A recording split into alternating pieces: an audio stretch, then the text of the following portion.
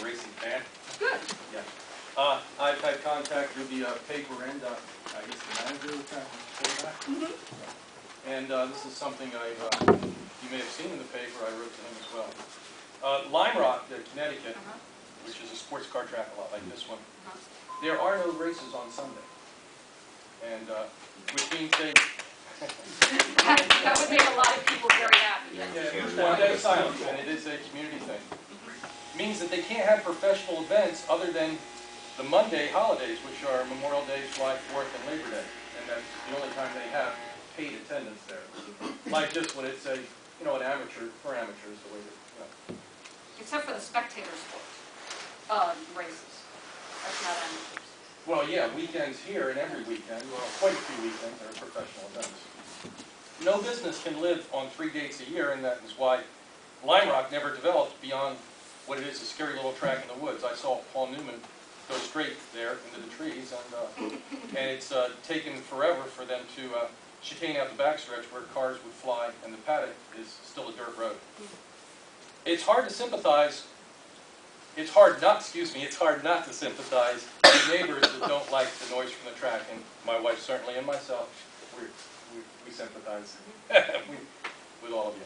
Obviously, for pro racers to be competitive, the cars will be loud.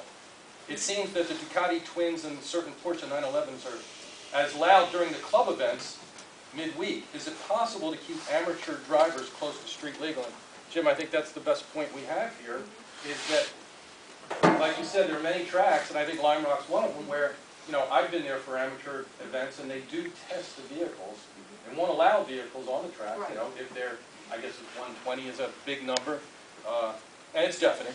And there's certain vehicles on that track midweek. We're 2 miles away, we know. Even the Daytona prototypes in Grand Am didn't seem as loud as some of the private cars and bikes. The big weekend they had, those prototypes, the ones with the wings and everything, they didn't seem as loud as a lot of other cars. I attended, I was season pass, I was there all the time. The noise level is a public relations responsibility that will likely never go away. An attempt to lessen the weekday sound levels to near street legal would help the public relations. Personally, as a neighbor of the track, I think it's a great thing for our town to have a nationally renowned racetrack, and that's not just because I'm a race fan. New Jersey Motorsports is a financial boost this county needs. It would be a shame if the noise issue festered into ill will. And this is what I communicated to Mr. Fairback, and I think it was in the paper. Did you get a response? We've had contact, yeah, back and forth, so, yeah. It's a difficult thing for him, obviously, to tell his amateur participants who spent a lot of money